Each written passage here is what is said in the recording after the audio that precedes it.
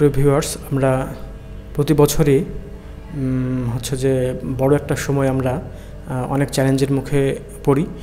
বিশেষ করে সেই সময়টায় বাংলাদেশের মানুষের যে ভোগান্তি হয় সেটা আসলে মানে যারা শুধুমাত্র এই কষ্টগুলো করেছেন তারাই ভালো জানেন। আর সেটি হচ্ছে ডেঙ্গু।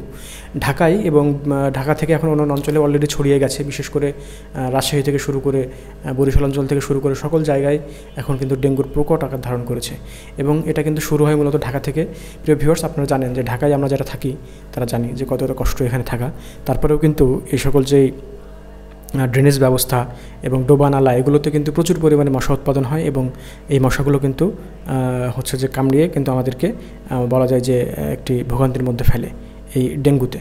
তো প্রিয় ভিউয়ার্স, আসলে এখানে কিন্তু সরকার যদি সুষ্ঠু পরিকল্পনা নেয়, সরকার যদি সুষ্ঠু উদ্যোগ নেয়, তাহলে কিন্তু ডেঙ্গু মোকাবিলা করা সম্ভব এবং জনগণে যদি সচেতন নিয়ে আসা যায় তাহলে কিন্তু এটা সম্ভব। কিন্তু আমাদের দেশের যে পার্সপেক্টিভ তাতে যেই হচ্ছে যে ডোবা নালা এবং যে ঘিঞ্জি, এই ঘিঞ্জির মধ্যে কিন্তু মূলত হচ্ছে যে সরকার কোনো কিছু করতে পারে না, বরং সরকারের এখানে কোনো প্রকার হচ্ছে যে এখানে মানে অটো ইন্টারেস্টও কাজ করে না, বরং তারা মানে মানুষকে দেখানোর জন্য অনেক কিছু করে, কিন্তু সেগুলো আসলে খুব বেশি কার্যকর কোনো পদক্ষেপ নয়।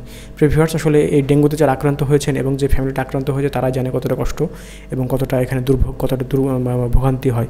অনেক মানুষ তো শেষমেশ মারা যাচ্ছে।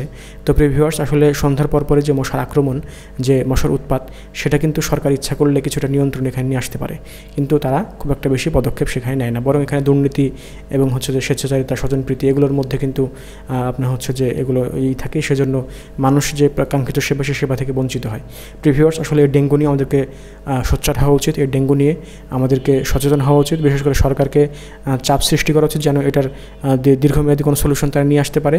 পাশাপাশি আমাদেরকে জনগণকে সচেতন হতে হবে যেন এই ডেঙ্গু নির্মূল করা যায়। প্রিয় ভিউয়ার্স, আসলে ডেঙ্গু হলে মানুষের কিন্তু যে ভোগান্তি, সে ভোগান্তিটা যারা যে ফ্যামিলি পড়েছেন তারাই কিন্তু জানেন যে ডেঙ্গুর আসলে কী একটা অবস্থা হয়।